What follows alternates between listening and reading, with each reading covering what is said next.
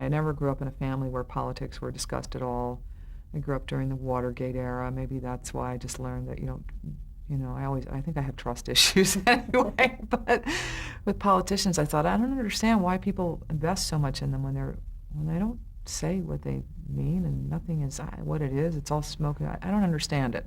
I don't understand, and it frustrates me, and I don't want to deal with it. I'll vote, and ask my good friends who I believe in, and I know certain issues that I vote on, but all the other stuff just I don't know. I feel embarrassed saying that, and then it was embarrassing for me to be on a show about politics and feel that way. It was so obvious. There were so many people on the show who just loved to talk for hours about politics. Did you make an effort to brush up on it? Yeah, a little bit. I mean, I read books, on being press secretary. I certainly read, remember this book called The Spin Cycle, I think I read, and I met a lot of former press secretaries. So I got to talk to a lot of people who had done that job, and that was exciting for me and fascinating. But the actual,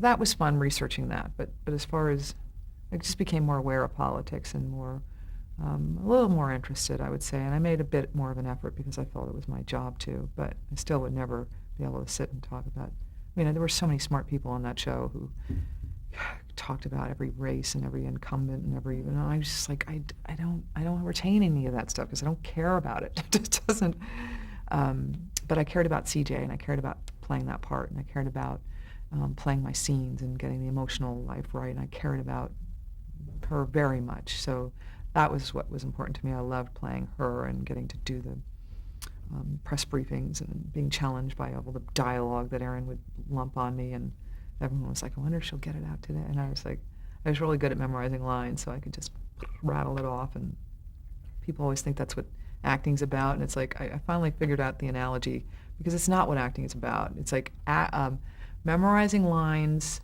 is to an actor as putting on running shoes is to a runner. It's not something that you just have to do it. And then you do what you do. You either run fast or you act well or whatever.